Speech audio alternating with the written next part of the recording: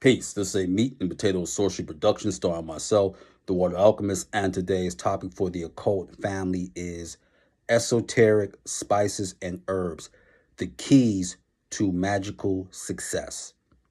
When you really start to really get heavily involved in magic and you supersede and go beyond that of the dabbler, let Mentor help you with some things because I didn't have a teacher. I was more or less an occult prodigy. So I had learned from an being that is not of the third dimensional plane.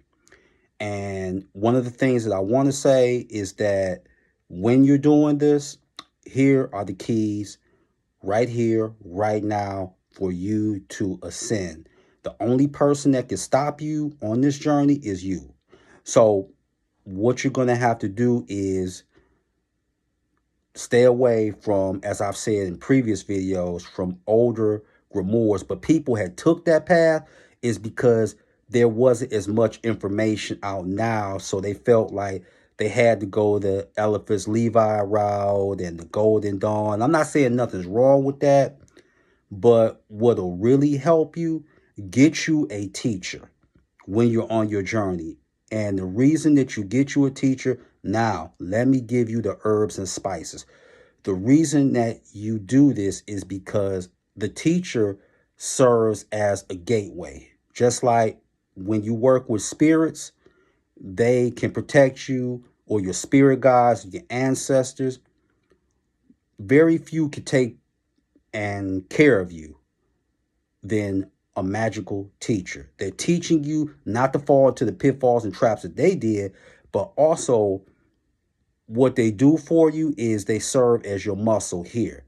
So if you run into a entity and they want to make you astral cuisine or whatever, if you form a psychic link, and that's usually happens when you have a teacher, you don't have to call that teacher. That teacher knows that you're in danger.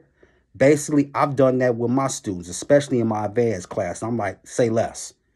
I come there, and that's your form of muscle. So that's an herb and spice for you. Get you a teacher and form a bond, teacher to student, as well as friendship. You do that, that'll get you out of a lot of trouble. And then also, you will have spirits sometimes that'll be on the fence. They'll see you and they know who you are, but they really won't work with you. But if you have a teacher and that teacher's good, that's like they're vouching for you. Now you have some form of cred. And yes, in the spirit world, you need credibility because they don't really know you. They observe you, but your teacher knows your strengths, your weaknesses, your insecurities.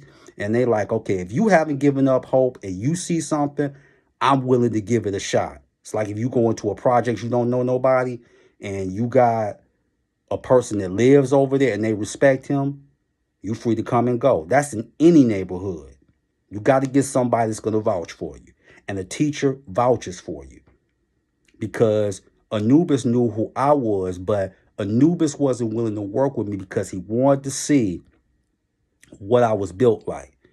Another herbs and spices, when you're doing this, it's hard to practice magic and you are in an environment that isn't conducive successfully, because it's easy for you to get down when somebody, let's say you have a family member, they want 70 or 80% of your check. You ain't thinking about magic, you're thinking about survival. Or you're in a relationship, and this is another herb and spice. You're in a relationship ends, you start dealing with something like the tarot. And it's very important when you're doing this, when you memorize the tarot, write the simplest phrase so you can remember it. Now, what do I mean by that? Okay, let's say Two of Cups. This deals with a future partnership or relationship. Okay, what is cups? Cups is water. Cups is emotion. So write those things down because it'll make it easier for you to remember it. And don't stress the tarot out, because unless you know how to charge it and do certain things, let's say you keep asking, am I going to get back with my ex, or are we going to get back together? And Nine of Swords keeps popping up. What does that basically mean? Losing sleep over a situation is not going to do you any good. control what you can and leave it to the universe. That's it. Another thing that can help you besides the teacher and practicing your divination, when you get informed of any divination, is going off of your higher self. And you got to remember that with your higher self, they're going to tell you things either if you want to hear it or not. So don't do tarot when you're frustrated or you're intoxicated, because your readings are going to be scattered or wrong. That goes for dealing with a pendulum as well. Another thing is that take your skill set that you had in life applied to magic.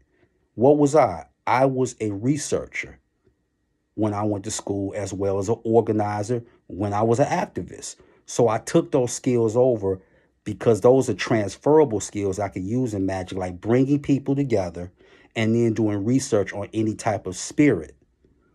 So even if you came out the church, that's still a skill set because it teaches you compassion and belief. And people say, well, belief isn't important in magic. Yes, it is, because you have to have belief in yourself and you have to have a belief that your ritual is going to work. So belief is transferable. If you were in a cultural movement, you have to learn discipline. So that means that you're disciplined with your diet. You're disciplined when this is the day I'm going to do a ritual, and you don't procrastinate. That's a transferable skill set. And also, don't beat yourself up. Let me use this sports analogy. Everyone wants to talk about the 1985 All-Star game when Michael Jordan was frozen out. He wasn't frozen out. He shot 2 for 9. Yes, he scored 7 points, but what was Isaiah Thomas supposed to do? Larry Bird was the defending 2-time champion, 81, 84. So Michael Jordan was supposed to get the ball more than Larry Bird? Julius Erving and Moses Malone won in 83 with the Sixers. Michael's pride got in the way. He didn't want to say, I just had a bad game. The whole thing is that happens to the best of us, even in magic, when you don't have a teacher or you're not really sure because you're a solitary practitioner. Sometimes your insecurities can get in the way and your pride. That's where the teaching comes in. And then with Michael, who was D'ing him up? Oh, I don't know. Another Hall of Famer who also played the same position. Oh, that's right. George the Iceman Gervin, who had 23 points. And that happens when you get there and you're around people like in the case of Gilbert Arenas, his first All-Star game, nervous. Penny Hardaway, nervous. Tracy McGrady, T-Mac only scored 2 points in his first game. When you're doing magic, apply this with the basketball analogy I've just given. Magic is supposed to be fun, but also if you're chosen by the spirits, just like if you're chosen to be in the All-Star game, act like you belong there. You want to know why? Because you earned it. So have fun, believe that you belong there, and do what you came to do. Simple as that. So that's your herbs and spices if you want to ascend and go further magically. Take those things and apply them, and you will. And lastly, the last tip, when you do have a spirit that helps you, they always leave a piece of their energy. So that could be detestable to someone like Jehovah or the demiurge. So they do that purposely because that's a marker of, hey, I work with this person, or I'm watching over them, or I'm helping them on their magical journey. And they stay away. So with that, that is your meat and potato sorcery for the day. I am the Water Alchemist. Be water, my friends. Peace.